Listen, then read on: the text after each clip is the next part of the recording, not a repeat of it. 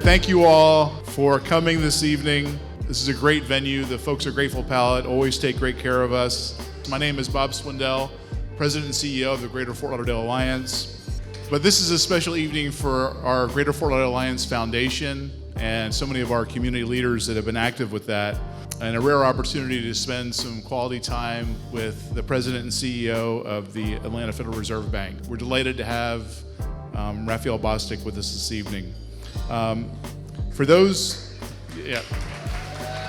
Many of you have heard about the amazing relationship the Atlanta Fed has with Broward County specifically. I mean, it really is a unique and special engagement that we have with the Atlanta Fed, and for your leadership in that regard, I thank you, sir. Let me just give you a little bit about his background. He took office on June 5th of 2017 as the 15th president and CEO of the Federal Reserve Bank of Atlanta. President Bostic was born in Delran, New Jersey. He graduated from Harvard University in 1987. He earned his doctorate in economics from Stanford University in 1995. Please join me in welcoming President Raphael Bostic. Good evening, everyone. It's really good to be here. I have to say that one of the rich parts of my job is I actually get to come out and meet communities where they are and hear about their aspirations, their desires, their passions, their commitment to sort of work through challenges and struggles to make their communities better. And one uniform thing that I've heard as I've gone around, like my district is large, it's diverse, is everybody wants their place to be better. But some places they haven't figured out how to get the pieces together in a way that can actually move things forward. Because like in many instances, the challenges and the barriers have built up over decades. Like these aren't things that happened in like 3 days or a couple of weeks or a couple of months. And so moving in a different direction requires a very different type of engagement and a deeper commitment to sort of go arm in arm, stick together when things get tough. Don't give up at the first, second, third, and fourth times that things are hard and they seem like we can't move forward, because you can move forward. And I will just say, Broward County, Prosperity Broward, all the things that you are doing and sort of pushing on is just a testament to that. And when we see this in a community, it's something that it makes it easy for us to be a partner. So Bob said, we don't do grants. We can't give you money, but we have networks, we have relationships, we have a convening power that is incredibly effective. So usually when the Fed calls somebody, they show up for the meeting. And so it allows us to bring together groups of people who have never been in the room together and facilitate and lead conversations that had never happened before because people never actually talked to each other before. And once that happens and you break down their barrier, you're like, okay, let's just keep it real. Let's just talk about what we think, what we believe, and where we were trying to get to. We find out that there's much more commonality, there's much more similarity, there's much more shared ambition than what you see in most newspapers or when you watch sort of the 24-hour news or whatever you're doing, where people focus on the small, sometimes not always small, but the smaller places where there's disagreement, when you have these huge places where there's agreement. And if you can focus on the agreement space, that can move forward. So I want to say congratulations to you, because you have done something and moved things in ways that, frankly, a lot of folks didn't think could ever happen. And in the context where you're hearing all of these negative things all the time, and you said, okay, I hear that, but I'm not going to let that own us. We're going to define our own pathway. We're going to move forward on our own. we're going to make the progress. And that is super inspiring. And so we've been trying to schedule this thing for like 2.5 years. My calendar is insane. The pandemic happens, all this. I am just so excited to be here and pleased to be in a room with you because you're an inspiration. And I talk about what's happening in Broward County on a regular basis because if you can do it, that tells me that a bunch of other folks can too. And so I can use you and lift you up as an example of what is possible. So it's a joy to be here.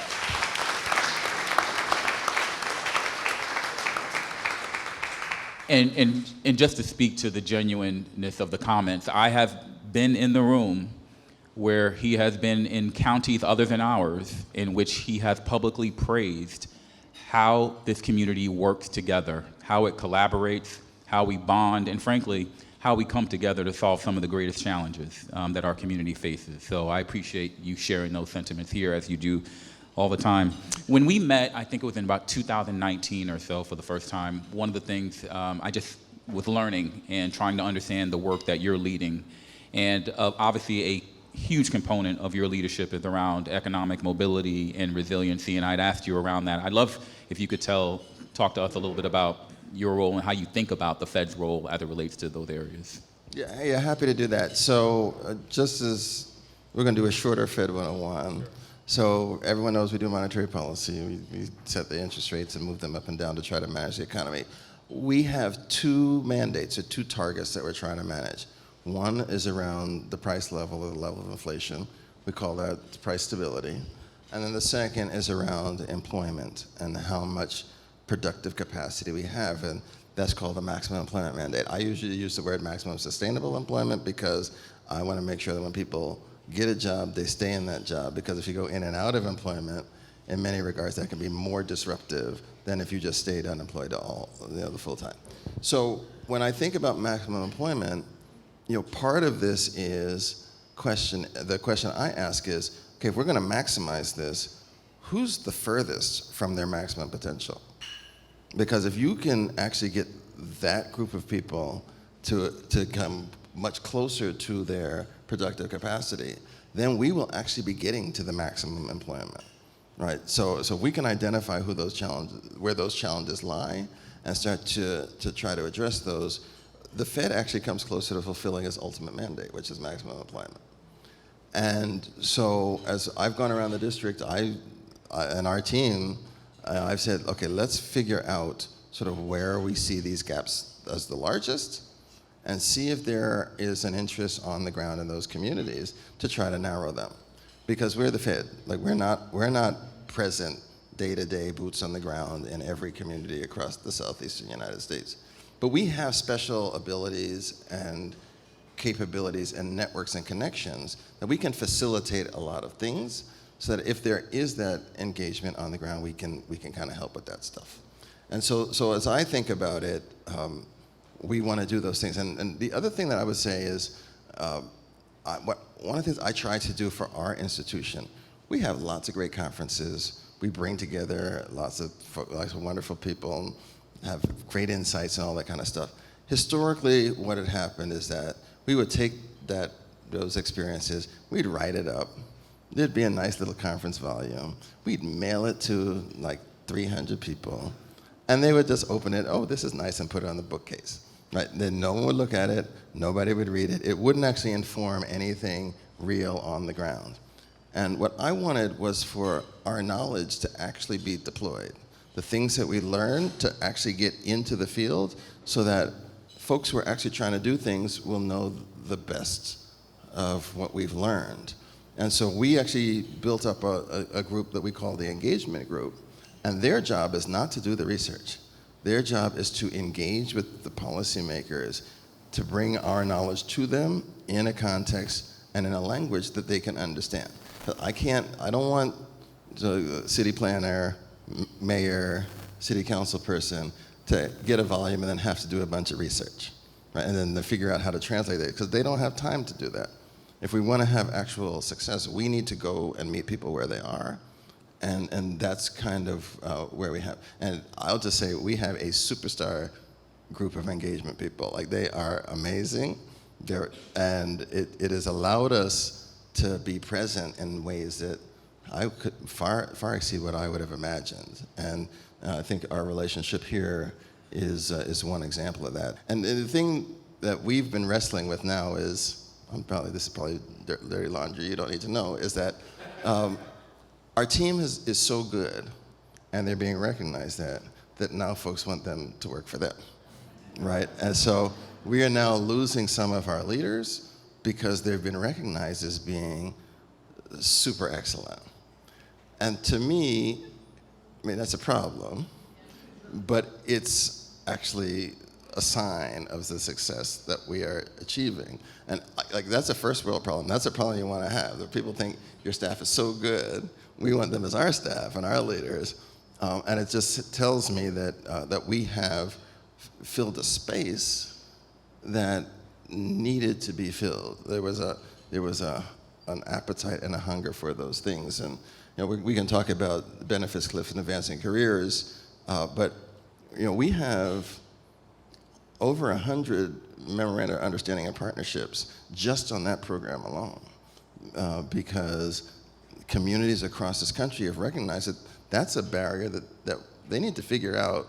If they can figure out how to solve that, that's going to unleash a lot of productive capacity, because if our incentive structures are preventing people from making themselves better, that's an us problem, because we set the thing. Let me just provide some, because I don't know if everyone has the context around the benefits cliff, what it is, and what you're doing around it. Sure. So, all right, and you should just cut me off, because I can talk about this stuff for a long period of time.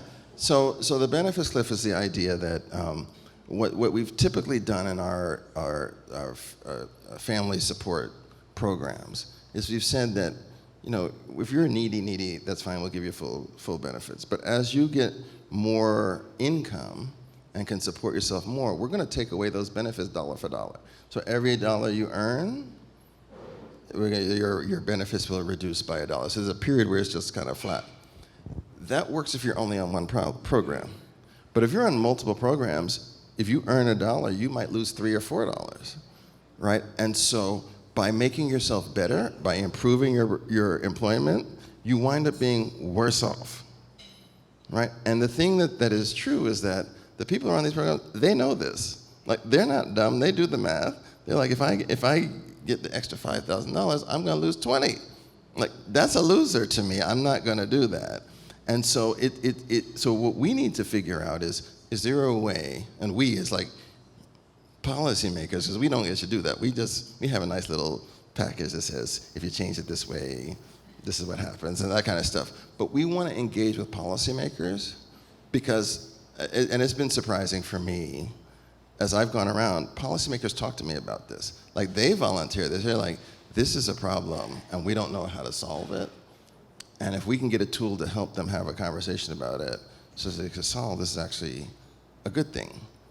And so, Dave Altig, he found a partner, an academic partner, to build this tool, and we've been able to deploy it in a lot of different places, in a lot of different ways, to help people have a way to talk about it. And by having a way to talk about it, you might find a way through it. All right, and so that's how we think about the benefits cliffs. The one thing I would say on this, actually I'm going to say 3 things on it probably, but what we found is that, once you hit the cliff, the incentive to make yourself better is not there. If you wanted to work through it, right, and you're going to be worse off for a period of time, we did some math to say, how long would it take for the person who's going to work through it to break even? Right, so you figure the day they go and try to get better, they fall behind, and it's going to take some time. Ultimately, they're going to get the higher degree, and they're going to have higher income. How long is it going to take? Well, the answer is, in many instances, 10 years, 12 years, 15 years. 15 years, nobody's doing that. Like it would be irrational in that context, if you got children or if you've got multi-generational things, to put them all through a 15-year situation, right? And so that's the one piece. So rationality says, if the incentives are set up in one way, don't make yourself better off. Stay where you are, stay dependent, don't move to self-sufficiency, which is exactly the wrong thing. And then the second piece is, we actually asked, okay, so what would happen if you covered all their losses so that they actually were made whole during the time that they were bettering themselves, and then move forward? It turns out that you spend less money in the aggregate on that family if you cover them in that interim, because once they're done, they never come back, right? And you never have to pay for them again. And so once communities and governments started to figure out that the better answer was the cheaper answer, then all of a sudden people want to have conversations. Everybody's like, well, how do we do this? How do we save the money? Because if you can get to that place, that is ultimately we're going to get much more out of our populace. And it's been an interesting conversation. There's been advances that have happened here in Florida, just in terms of this recent legislation that was passed around increasing the poverty threshold for children to get food benefits.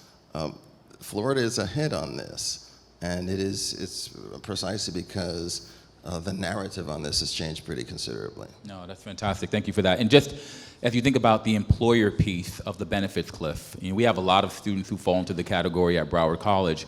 If you're an employer and you have very low wage employees and you offer them a $10,000 raise and they say no, they don't necessarily go to their employer and say, I'm sorry, I'm going to lose the $20,000 a year I get in child care benefits if I take this job. So a big part of the work that you're doing is helping create that conversation between the employer and the employee so they can actually ameliorate the challenge, as opposed to the employee walking away, as opposed to the employer saying, I don't know what just happened, right? So that communication piece is really important, and really kudos for you for leading the way. What you'll see if you continue to watch the Fed and their work, the Atlanta Fed in particular, there's 12 banks, and I kid you not, and he knows this and he'll be embarrassed by it, but the bank presidents around the country, they always look to the Atlanta Fed, they look to Raphael, they look to the innovation that the Atlanta Fed does, and we're very lucky to have you, and that's the truth.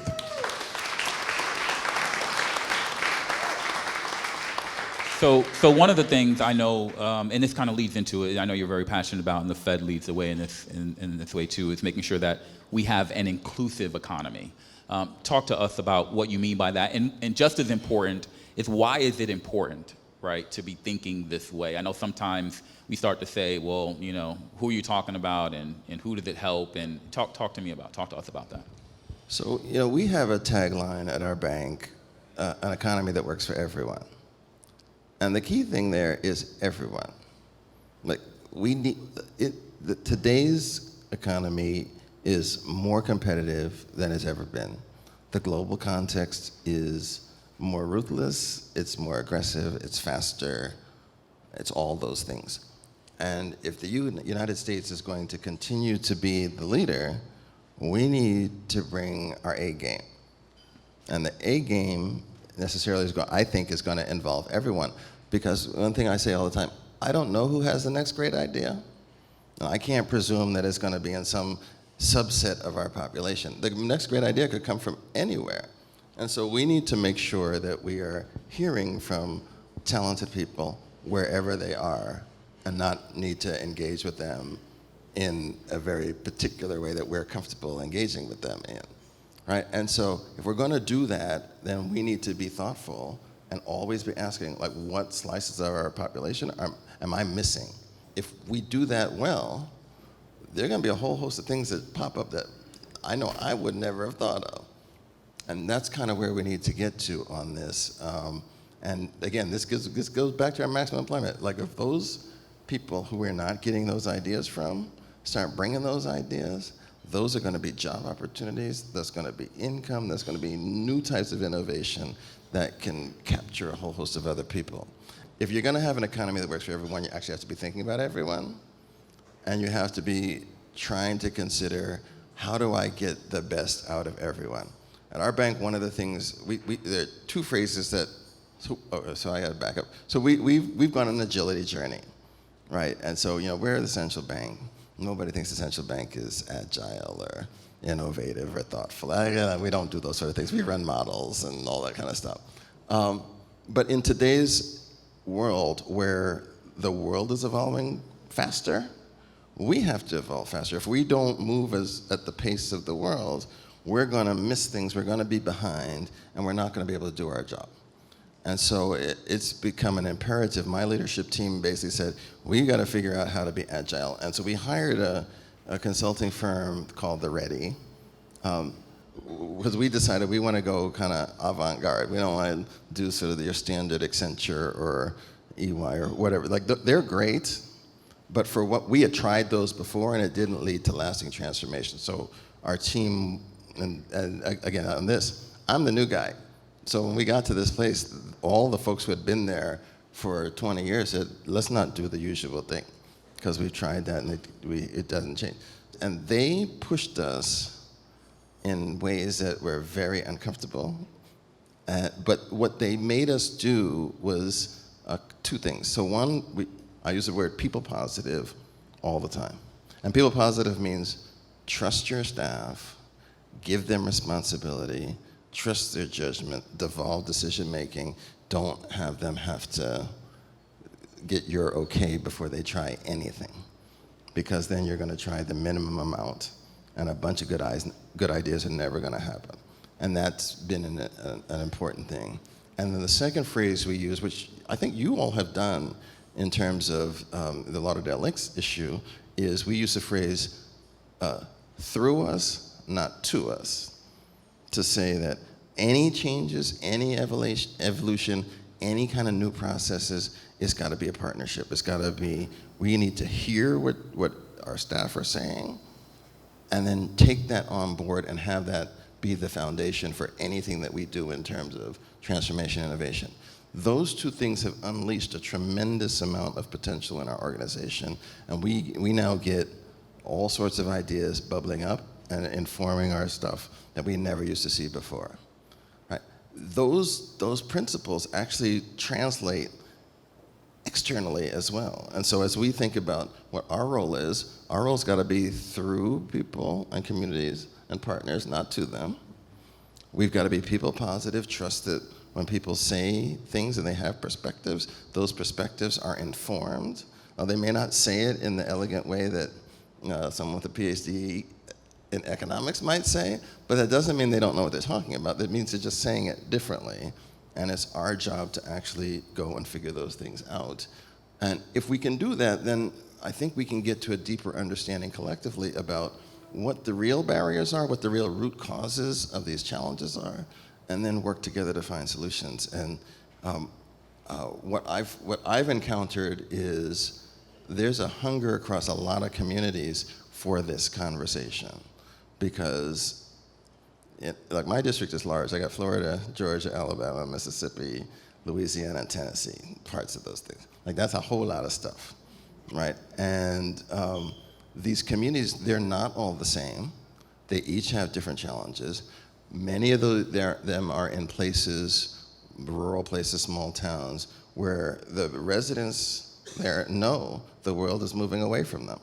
They know that they feel that their kids are never going to come back here, and they are afraid, they're frustrated, they're angry, and they want a different pathway forward. And if you can talk to people straight with them, say, look, I know exactly what you're thinking, and that's why I'm here, because we want to have that conversation. It allows you to talk to them and get to a different place. And it's been another really rich part of my job, that I get to go to these places and hear people's hopes and dreams, and they look at you saying, I want you to know if you can help me, or if your team can help us, or we want to go arm in arm with you. And it's a particularly rich thing. Now, I do also want to say, we're the Federal Reserve, right? So we don't write checks. There are a bunch of things we can't do, but by just being there, hearing them, understanding them, that's an important first step towards starting to have a positive plan about where the future can go. Yeah, that's powerful, Raphael. You used the phrase where people say they feel like the world is moving away from them. And so for me, and I know this is an issue that our community cares about, deeply is that arouse the thought in affordable housing and people being able to build wealth, or is that escaping them, or is that world moving away from them? I know this is top of mind for you, and especially in the many districts that you oversee. So give us your thoughts on that space. So housing is, I think it's the universal challenge. It's like evolved to a place where almost every community I go to now, people say housing not affordable. When I first went to Knoxville, Tennessee, that was one of the first conversations we had. You go to Birmingham, you go to Meridian, Mississippi. Like, there are places all over the place where housing is an issue, and it's a hard issue because the underlying driver of the affordability challenge varies a lot depending on where you are. So there are some places where just the baseline cost of land means that if you don't build to some minimum density level, you can't get the cash flow off the property to make it economical unless you charge a huge price. Right? So South Florida, I think, is very much in that space where, if you're going to buy 10 acres, that's not going to be like $100,000, right? It's going to be a whole lot more. And then you just do the math on top of that and say, if you need a 12% return, right, then you got to get this much cash flow off for each acre. And if you're only going to do one unit on that, the math is what the math is. There are other places where the affordability challenge is not really on the cost level, but it's on the income level, because affordability is a ratio, right? It's the cost of housing divided by the amount of money you make. And if you don't make enough money, you could build the housing at the lowest possible cost, and it'll still not be affordable. And so I was a professor at USC, California. Central Valley of California has a lot of that.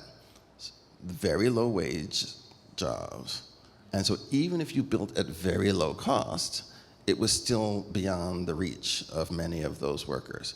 And so part of the housing challenge is diagnosing what's the nature of your challenge, and then figuring that out. So in some places you could make this work if you would build at 3x the density. Right? You're just going to get more cash flow off every acre, and then that will pay for itself. People will build to that. But if developers feel like a community will never accept that, then they're not going to propose that, and then you're just going to get a bunch of single-family homes that are going to generate the same cash flow, but it's just out of one unit as opposed to four, right? And so places all have to figure that out. The other thing I would say on housing is that housing is about location and proximity. And so if you build, if it's impossible to build at the optimal proximity, it's going to get built somewhere else. So like jobs don't really ask, is there housing here? Jobs say, does it make sense in terms of getting the inputs of production and getting it to market? And so where a factory is going to locate or where a service provider is going to be or all those sorts of things is going to be driven by just the basics of the market. All right? And then it's for the workers and everyone else to figure out how they get to that place to do the work. And if the communities that are around that place don't make it easy for there to be housing there, housing doesn't go there. The housing is going to go somewhere else, going to go further out. Right? And that then has spillover impacts on every other part of life. Right? Because people now have to drive through communities, that people have to figure out where their stores are going to be, people have to figure out how they're going to drop their children off for childcare, what schools they're going to go to. Like it changes just the living flow of families, which translates to the living flow of communities, which translates to the living flow of regions. And so this is an issue. I was saying at our thing at the college, one of the things we don't have right now are powerful venues where regions can talk about this in ways such that everybody sees their direct accountability on it, so that every planning commission in the region, when they don't approve something, they're guaranteeing those units show up somewhere else. It's not that the units don't happen, it's just they're gonna happen in a different way, in a different layout, which then has these other challenges. And so that's the stuff we have to talk about. I used to teach a class in LA where we taught we spoke to county commissioners, city council members, planning commission members, mayors, to just try to talk about this dynamic, to say the economic power is the economic power. The jobs are going to come because there's an economic imperative around it. And then how you manage that imperative will determine a lot of other things. And so the communities have to figure that out. Like we're not going to tell you, we can't answer that question for you, but it's a conversation that needs to happen. We're going to do questions, but please give him a round of applause for what he shared so far. So the question is, okay, in a benefits cliff, if you support people early, in the long run, it is a net savings to the community. So where does that money come from? Like, how do you do that? Communities got to figure that out, right? And this is part of a conversation. And there are so many different demands that localities face that there needs to be a discussion about where our priorities. What are the things that are the most important or more important? And it's fully possible that different communities will come to different answers on that. So I've done some research with some colleagues around how do you fund, like if you wanted to provide subsidized housing, how do you do that? And different communities around the country do it very different ways. Some do it out of general fund, some do it out of a special levy. So like there are lots of different possible approaches. And the right one for any particular community is going to depend on sort of the philosophies, the ideologies, like all the things that are characteristic of that local dynamic. So it's hard to say, but if the issue's not on the list, right, then you never have the conversation. It's never going to happen. And part of what our advancing careers folks have been successful in doing is at least making sure that this is on the list of one of the things that might be a priority that then can translate into a conversation about pathways forward. The one thing that's important on this is that these sort of rules are often set at the county level. So it's a federal program, but the incentives are county structured. And so it's not as if it's like Washington is making all these decisions. There's a tremendous, like when I said we started to do the break-evens, there's variation because different counties have decided to do it different ways, right? And so if there wasn't that kind of variation, then the break-even would just be 6 years or 12 years, whatever it is. But it really depends. These details matter a lot. And that's what makes the conversation quite interesting, because that's what I was talking about, how you fund it, and there's been local conversations about how you design all of these things. And so the details, the cutoffs, the thresholds are all functions of these very specific local conversations. And you just need to know what they are. Like I don't know, we don't often know what they all are. We just see the result of it. And then we can tell people, given that result, this is what the math says will happen. So the question is, how do I think about cybersecurity? And what % of our budget is devoted to that? So I can't tell you the percentage number. What I will say is that when people ask me what things keep me up at night, cyber is one of them, right? And one of the things that is just very true is that the cyberspace has become much more hostile over the last 10 years, like much more hostile. And so, we get attacks all the time, right? And so our challenge is to create, it's almost like our defenses have to be like an onion, right? So if someone gets through one layer, there's the next layer, there's the next layer, there's the next layer.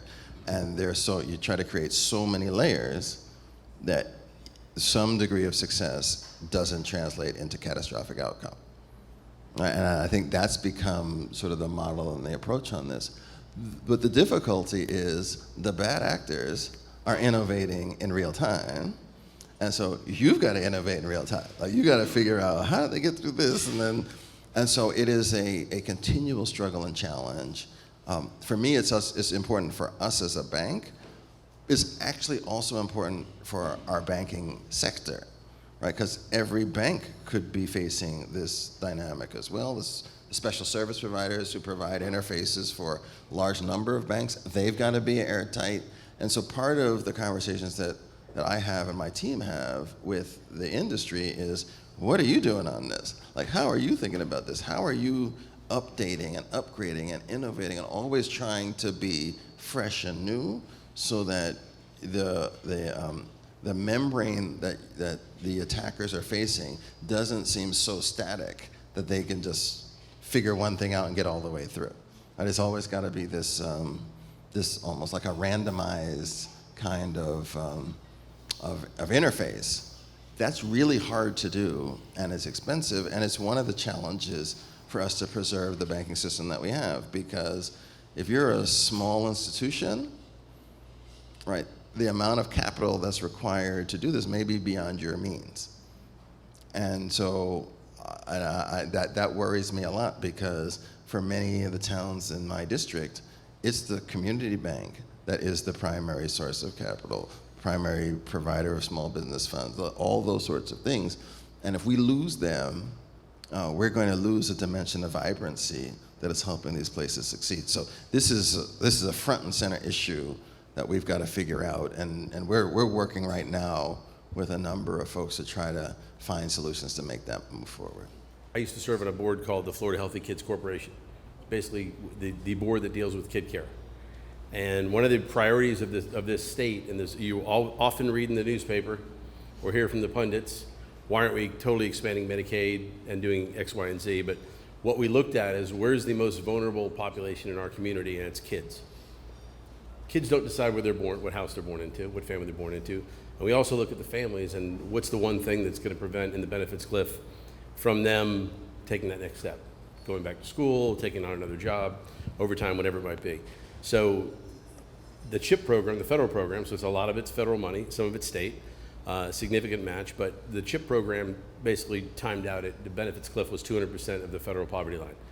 What we said, my bill was 400%, the bill we passed was 300%, but let's give a glide path to 300% of the federal poverty line so that a mother, a father, both, whatever the family looks like, there's a scale, can get up through 300% of the federal poverty line and cover their kids. And that's what we did in the state of Florida last year.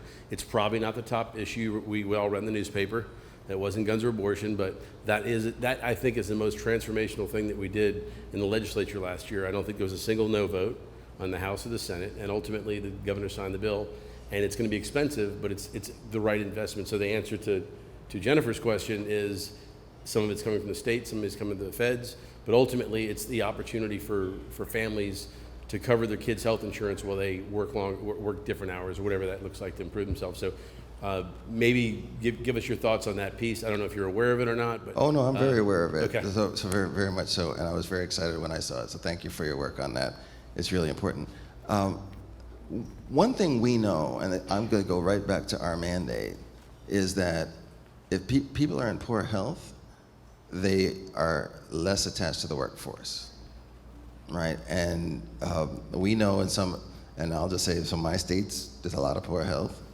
So our labor force participation rates are far lower than what we see at the national average. And if we just got people healthier, if we got them to be just more able, we would have more people working, right? And so these sorts of early investments to put kids on a pathway where they're gonna get nutrition, where they're not gonna be stuck on junk food and the like, that puts them on a pathway to poor health, those are really powerful long-run investments, because it lowers the likelihood that when they enter young adulthood and adulthood, that they're so poorly healthy, they have such poor health that there are a bunch of things they can't do. And so this sort of an intervention, and this is, I'm gonna get geeky in my policy space, but this sort of intervention is a long-run intervention, right? In the sense that the change happens now. The realized benefits that you're going to be able to measure won't happen until these kids are 18, 20, and 25, right? So that's 10 years, 15 years, 17 years. And the hope for me is that there are researchers that are setting things up now so that we can actually quantify how much benefit we got from making these investments. Because if you can do that, then just like with the benefit cliff when we did the math, folks are like, oh my goodness, you did this intervention, and now you're saving us money down the road. You're getting people, instead of on social support, they're paying taxes and contributing to it, rather than having our public safety folks and our emergency rooms and things having to manage with them. They are now innovating, they're employing people, they're doing all these sorts of things. Like the equation potentially could change pretty significantly, which then puts lower burden on everything in the public sector. So we need to figure out the extent to which that happens, but that's long arc, right? And I would encourage you to talk to sort of researchers, foundations, and others who can start to set up tracking so we can see what happens to kids who benefit from this as opposed to kids who don't. Because I think that difference is going to be pretty significant, but I can't tell you exactly what it looks like. And if I wasn't in this job and I was a professor somewhere in Florida, I'd be calling you tomorrow to figure out how we get that set up, because it's actually quite important, and that information can actually inform efforts by a whole host of other places if you can show that. The last thing I'll say on this is the best example of this is in homelessness. So Malcolm Gladwell, it's a long time ago now, wrote an article in the New Yorker called, it was $1 Million Murray. And they basically showed this guy, tracked this guy in Reno, Nevada, and they showed that they didn't do anything with him. He's homeless. The police have to pick him all the time. He's in the emergency room. He's having crisis, the other thing. And they calculated how much they had spent on him through public services and the like, and it was like basically $1 million in a year.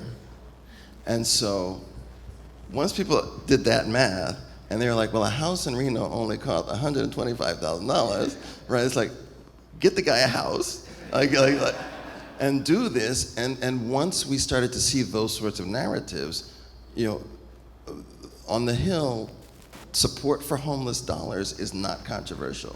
Everybody understands that if you do the upfront investment, you get major returns on the back. So we want to do those sort of ROI type of investments. But it's only because the math was done and a narrative was told that said this was an activity that was worth doing, right? And so it's like, what are the other spaces where we might be able to create that same sort of understanding such that those sort of investments can continue? And that's where research actually can be useful, because it can allow you to have the numbers, and then you need to have a storyteller on top of it to sort of make it compelling. That's incredible. Thank you very much. We're going to close with two more questions. I'm going to line up Basil and Cindy as well. But I hope people understand the work that Chip just described that he did, which is really powerful for our community and supporting as well. So please, we did, yes. And Cindy Hunchowski as well, please. Absolutely. Wonderful. Basil. The benevolence of our government during the past pandemic, I think, made a big difference to most people. I mean, it prevented what could have been an economic catastrophe in addition to a healthcare catastrophe. So my question is, having all that money come into the economy at one point in time naturally created inflation. So my question is inflation a bad thing, or is it a good thing, or somewhere in between? So inflation, inflation is a thing.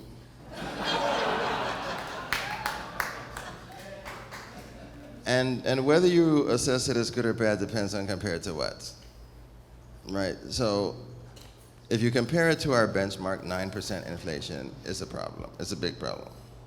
If you compare it to losing 20 million jobs and 5 million small businesses and having thousands of families homeless, evicted because they can't cover the thing, maybe you're willing to put up with a high inflation for a time, right? And so to me, it's sort of, let's, as we think about these assessments, let's be very transparent on what our alternative case narrative is, right? And because just driving to get inflation and not be avoiding something is not, that's not sensible. But at the beginning of the pandemic, like, there were dire predictions about what was going to happen, and it was those predictions that drove the government to do something, right? And the actions, I think, contributed in a significant way to preventing those dire things from actually happening. And so you got to ask, would you rather have high inflation, or would you rather have that other thing? And that's the question. Like, to me, now, once you have the high inflation, we got to deal with that. Right? We can't just let it just sit there, and we are doing that. And if you have no other takeaway from today, is that inflation is too high, and we're going to get inflation back down to our 2% target, and we're going to do whatever it takes to do that. Because without that, without a foundation for stable prices, long-term investments don't happen in the best way possible. So we got to get that under control, and we're going to do it. I think we're in a place where we're on a pathway to do it, but it's way too early to declare victory. So inflation is in the mid-4s, where our target is 2, right? So if we had started at 2 and we had just gone to 4, people would have been freaking out. Now, when you're at 9 and you get back to 4, people want to say, okay, you were at 9, so this is pretty good. We can't have that be the benchmark. Right? 4 is still twice 2, right? So we got to. I'm just doing math here, right? So we got to get that under control, and we're going to do that. But I also think that what we've seen is that the way we've gotten through the pandemic has created a fair amount of resilience in the economy, and that resilience is absorbing a lot of our contraction. So our slowdown is happening in a much more orderly way than it might have otherwise. And my hope is that that orderliness continues as we move through the next 6 months, 12 months, 18 months, because if that happens, then we will minimize the amount of pain that happens. I'm not gonna say there's not gonna be any pain, but usually when we have recessions, unemployment increases by at least 2 percentage points, right? So if we were at 3.4, we'd be at 5 point something. That's a lot of jobs, a lot of people out of work. And if we can avoid that kind of dynamic, that would be a pretty amazing thing. And I'm gonna try my darndest to get us there. And I would just tell you, my colleagues are committed to the same thing. Getting inflation down is the most important thing. Right? And so if we try to be cautious and then inflation gets to a bad place, that's gonna be a worse outcome. So we're not gonna let that happen. And that's something that I think everyone should just have in their head, that we're gonna watch. And if it seems like trajectory is going in a harder place, a harder direction, we're gonna have to act. That's not discretionary, because we've got to get this back under control. Thank you very much, Raphael. And our final question, Cindy Mason Jackson, great leader, relatively new, but great leader with Florida Blue. Cindy?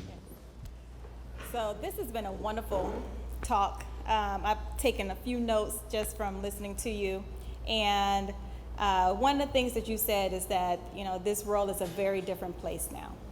And I think back to a few of the items that you listed during one of your recent interviews around how you are very interested on housing, education, and financial. So on an education standpoint, I'm curious to hear your take, your insight around a particular place that is, or space I should say, that is a big challenge nowadays, and that's around mental health and the stigma associated with it. We talked about pandemic, we talked about just different communities and some of the disparities associated with it, housing, all these different layers.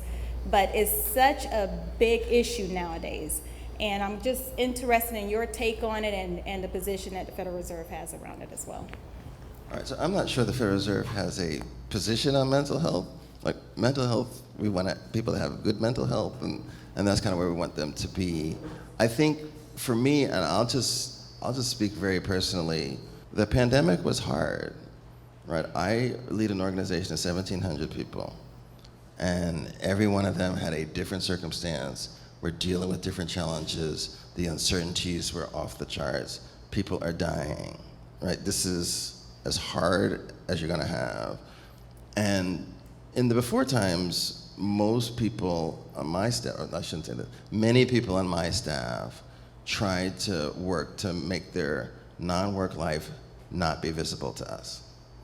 Right? They wanted to be transparent, so that they just felt it. So we saw that they were just working and worrying about us. When we got to pandemic space, the non-work life was real. It was hard, it was stressful, it was scary, it was all those things. And people were carrying real burdens, and they were largely doing it in silence and in isolation.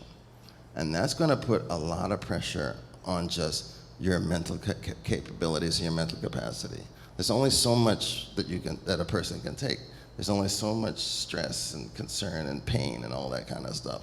And so what we did was we tried to be fully transparent. So during at the beginning of the pandemic, my sister moved in with me. She had twins. They were 4.5 years old. Shell-shocked is the word I use. I'd be on a Zoom call, they're running around in the background, everyone saw it. Everyone just knew that we were living our life, and that it was not gonna be in anyone's interest for me not to be fully transparent on that. And we encourage all of our staff members to do that. Like, tell us where you are, and we will get through this together. And I think people really appreciated that it was just, work is not gonna be the extra source of stress that pushes you over the edge. And that kind of openness and transparency, I think, needs to be our norm moving forward. That people need to understand that, yeah, we got work to do. We're an organization, we got profits, we gotta hit all that kind of stuff. But we're people, we're a community, we're a family. And if you come to work carrying all these things and you're silent, you're actually not gonna be a good worker for us anyway. Like, you're gonna be distracted, you're gonna create all kinds of challenges. And so we need to make sure that we are humane to our humanity, such that people can just be truthful. And when you create an organization and a climate where that is the understood culture, then mental health issues are easier to deal with, because people can just be honest and say, look, I'm having a hard time, and it's okay. There's not gonna be a stigma, it's not gonna carry forward, it's not gonna be this thing that has long tails that affects the opportunities that you have moving forward. And that's one of the things we're trying to do. Just yesterday, we had a lunchtime panel on mental health and suicide. And it was staff-led, and people came forward talking about the challenges that they had. It was incredibly powerful. And we've embraced this as something that is important for people to know it's okay to talk about. Because if, on some level you gotta model the behavior you want people to have. You have to be the leader that provides the signal about what is okay to talk about, what is not okay to talk about. And and on this, where we know we've just gone through a really hard time, if you're not gonna bring it up, then the hard time is just gonna get buried. It's not that it's not hard, it's just, we're just not gonna talk about it, and it's gonna manifest in other ways, right? And so that's kind of how I think about it. And I would say our team got a lot closer during the pandemic, because once you start to see all these things, like the empathy that you have for everyone else on the screen, it just becomes richer. And you know that you're gonna get the same grace that you're giving them.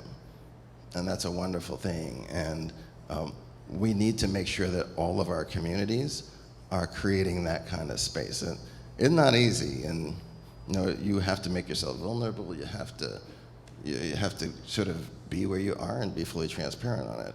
But I think for us, we found that the dividends have been tremendous. And our team is stronger, is closer, and we actually have more fun together too, which is a good thing. That's great.